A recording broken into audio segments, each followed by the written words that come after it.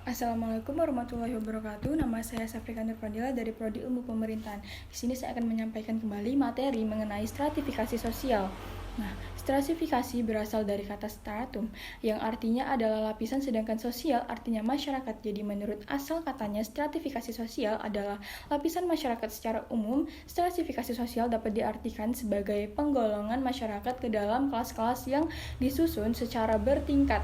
Gejala penggolongan masyarakat yang bersifat hierarki vertikal berakibat timbulnya kelas-kelas sosial sehingga muncullah istilah kelas sosial atas, kelas sosial menengah, dan kelas sosial bawah.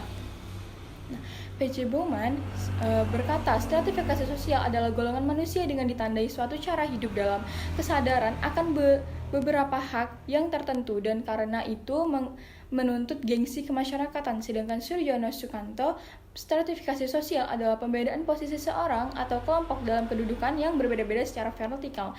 Sedangkan Bruce J. Cohen berkata, stratifikasi sosial adalah sistem yang menempatkan seseorang sesuai dengan kualitas yang dimiliki dan menempatkan mereka pada kelas sosial yang sesuai. Stratifikasi sosial terjadi karena ada sesuatu yang dihargai dalam masyarakat. Setiap masyarakat akan selalu mempunyai penghargaan tertentu terhadap hal-hal tertentu. Penghargaan yang lebih tinggi terhadap hal-hal tertentu itu akan menempatkan individu yang memilikinya pada kedudukan yang lebih tinggi juga. Apabila suatu masyarakat lebih menghargai kekayaan, maka mereka yang lebih banyak memiliki kekayaan material akan menempati kedudukan yang lebih tinggi dibandingkan dengan pihak-pihak lain.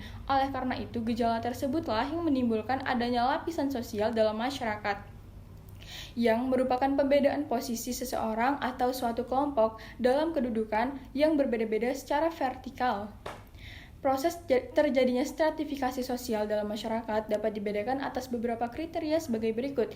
Stratifikasi yang terbentuk dengan sendirinya biasanya diakibatkan karena kepandaian, tingkat umur, sifat keaslian keanggotaan, dan kepemilikan harta yang diwariskan. Yang kedua, stratifikasi yang sengaja disusun biasanya berkaitan dengan pembagian kekuasaan dan wewenang resmi dalam organisasi formal. Adapun tiga aspek tersebut adalah adanya perbedaan dalam kemampuan.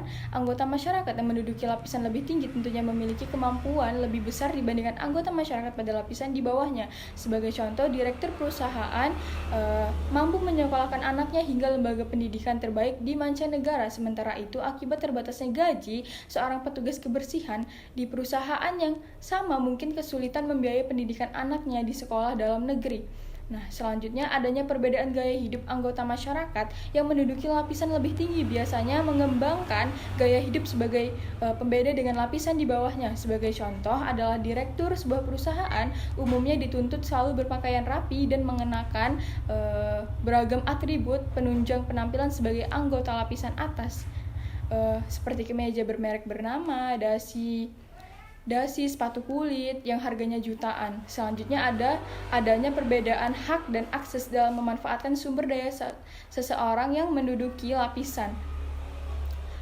tinggi biasanya akan memiliki hak dan akses lebih luas terhadap beragam fasilitas atau sumber daya dibanding lapisan di bawahnya.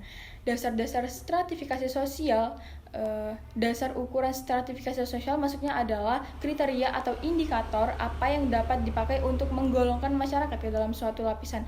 Adapun indikator tersebut sebagai berikut. Yang pertama kekayaan, yang kedua ada kekuasaan, yang ketiga ada kehormatan, yang keempat ada ilmu pengetahuan, dan yang kelima ada keturunan. Sekian penyampaian dari saya. Wassalamualaikum warahmatullahi wabarakatuh.